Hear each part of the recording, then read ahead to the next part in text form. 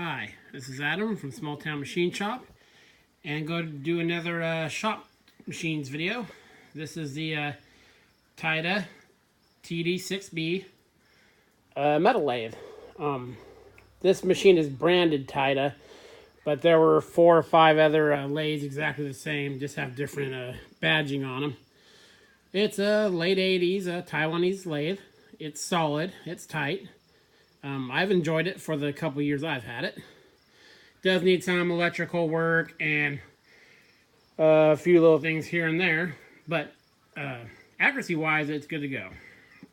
So here it's got the high-low. And the speeds there, pretty limited range, but yeah, seems to serve me well. There's the reversing lever for the lead screw. It'll do metric and imperial threads just by flipping that lever there. It's got an okay thread range. I've never made never needed a thread that wasn't on here. This lever controls either the lead screw or the other shaft there.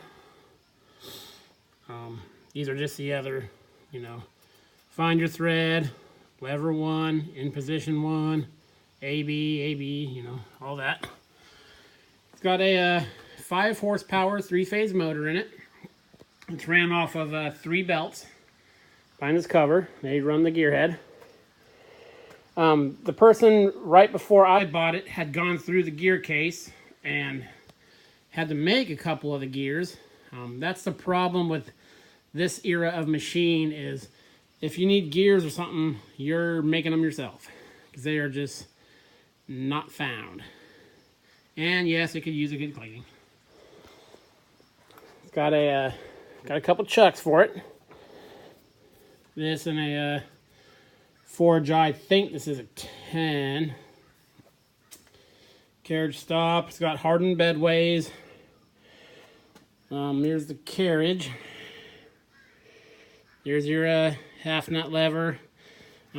These levers, unfortunately, they don't work because they're hooked up electrically to turn the motor on and off. So that's on the list. That was disabled before I got it.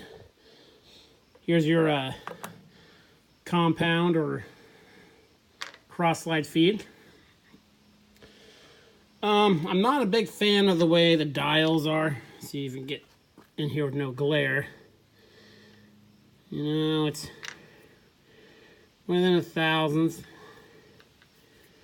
The big one I'm not a fan of is on the carriage. See, each line there is 20 thousandths.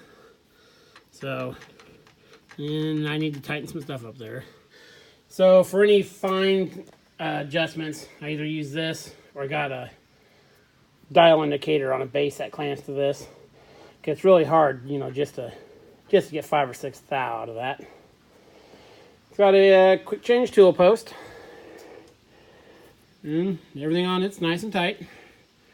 Compound's nice and tight. It's got a pretty solid and beefy tailstock. Got a number 4 Morse taper, I believe. Might be a 3, might be a 3.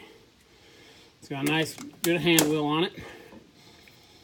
Got a steady rest. And got the splash guard in the back. This is where I keep my stuff. Every once in a while there'll be a catastrophic rattling them all. So I got it much more secure now. I said all the wiring had, the on-off, brake and all that stuff. That was all, it all went down into this box.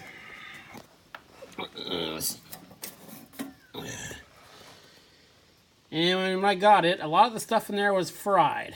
And that's a lot of relays and stuff in there. So until I get a wiring diagram for it, I was able to find one to restore it back to original. The switch on here It's not plugged in right now. That goes to a contactor, and then normal motor starter. Here, it's got a cooling system, but it's not hooked up, and the pump's bad. This is the brake. It is not operable right now. So yeah, it needs some work. Someone rigged it with this kind of a misting system. I'll probably change that out to like a cool mist or something else. Get all those pipe fittings and stuff out of there. And there's a bunch of corrosion in here. So yeah, this is the, oh, one more thing. It's got a pretty good, let me get around here. It's got an okay spindle bore. You know, not huge, but, you know, good enough. I got this lathe very, very cheaply because due to the wiring problems, I was not able to test it. So I wheeled and dealed with the guy again, traded some work for it. I had a Logan Powermatic lathe. Little, I think it was 12 by 48, I think. I traded that for most of it. And then I fixed a hay baler to cover the rest. So yeah, I got it very cheaply. I missed that little Powermatic lathe, but it had its limitations, and it was almost too small when I got it, so got it plugged in here. It shares the plug-in with the Hindi. Three-phase service comes in there. It's actually from a rotary phase converter. That's how I get my three-phase power here. My old lathe just had a VFD, one of those cheap $110 Chinese ones. I think it was a Payco, but I'm not sure on that. So yeah, this is the Tida TD6B metal lathe. And this thing has come in handy. I'm going to need a bigger lathe eventually. But, you know, it's kind of why we got the big old Hindi. But maybe something more modern than the Hindi. So definitely a longer bed will be necessary. This has a 6-foot. And as you see, once you put that big long tailstock on there, it eats up a lot of room. So there we go. This is Adam from Small Town Machine Shop. Please comment, like, and subscribe, and I'll see you soon. Bye.